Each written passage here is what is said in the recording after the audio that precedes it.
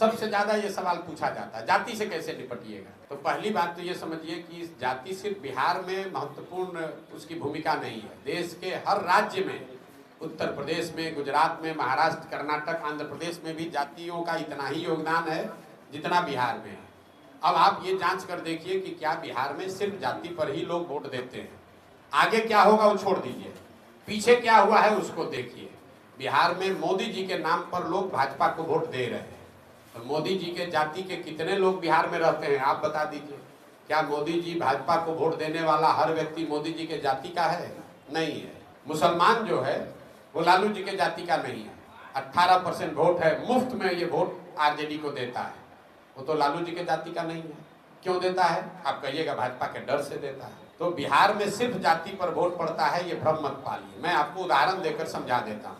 यहाँ बिहार में 1984 में कांग्रेस पार्टी को बहुत बड़ी सफलता मिली, राजीव गांधी के नेतृत्व में दिल्ली में सरकार बनी। बिहार में भी कांग्रेस को बहुत बड़ी सफलता मिली। आपसे पूछेंगे तो आप बताइएगा कि भैया वो वोट उस समय जो इंदिरा गांधी की मृत्यु हुई थी उससे जो सहानुभूति की लहर बनी उसकी वजह से कांग्रेस को वोट पड़ा।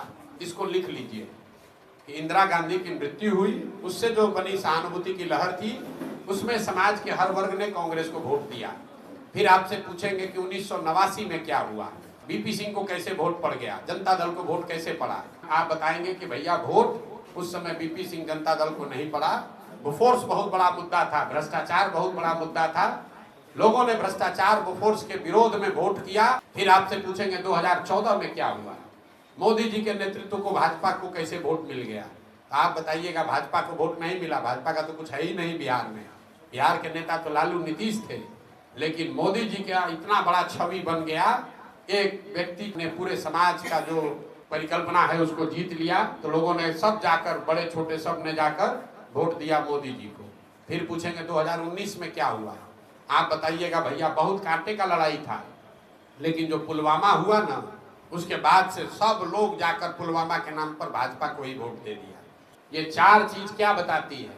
84 एक घटना है, किसी बड़े व्यक्ति की मृत्यु और मृत्यु से उपजी हुई सहानुभूति की लहर। 1989 एक विषय है भ्रष्टाचार बोफोर्स और उससे बनी हुई लहर। 2014 एक व्यक्ति है मोदी और मोदी के द्वारा बनी हुई लहर। 2019 राष्ट्रवाद, राष्ट्रीय सुरक्षा एक मुद्दा है, उसके नाम पर बनी हुई लहर। ये आपको क्या बताता है कि अगर कोई व्यक्ति, अगर कोई विषय, अगर कोई मुद्दा, अगर कोई विचारधारा इतना बड़ा बन जाए जो समाज के इमेजिनेशन को कैप्चर कर ले, तो समाज में वो ताकत है कि वो जातियों से ऊपर उठकर वोट करता रहा है। लेकिन आपको फिर भी क्यों लगता है कि जाति पर वोट पड़ता है? वो इसलिए कि मैंने बीच में होने वाले बहुत चुनाव का जिक्र नहीं किया। वो चुनाव थे जिसमें कोई बड़ा मुद्दा नहीं था, कोई बहुत एक बड़ा व्यक्तित्व नहीं था, कोई विचार नहीं था, कोई घटना नहीं थी। वैसी स्थिति में लड़ने वाले दोनों साइड के लोग एक ही जैसे जब दिखते हैं तो समाज कहता है दोनों तो एक ही जैसा है, चलो अपने जाते वाले को दे देते हैं। तो ये आप पर, हम पर है। अगर हम बेहतर विचार, बेहतर विकल्प प्रस्तुत करेंगे तो समाज जातियों से ऊपर उठकर वोट करता रहा है और आगे भी करेगा। हम एक आपको और अंतिम उदाहरण देकर खत्म करेंगे। बिहार में एनडीए, नीतीश और भाजपा ने मिलकर चुनाव लड़ा था 2010 में। सामने से लालू जी, रामविलास और कांग्रेस तीनों एक साथ थे। और उस समय भाजपा में मोदी जी इतना बड़ा नाम नहीं थे, तब अमित शाह की बात नहीं थी, तब योगी नहीं थे।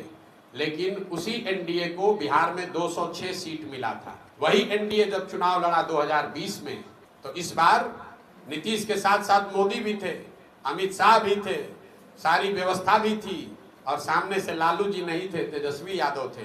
कांग्रेस भी कमजोर हुई थी और रामविलास पासवान जी का दल भी उस गठबंधन में नहीं था। इसके बावजूद एनडीए को 125 सीट लाने में दम निकल गया। क्या हुआ?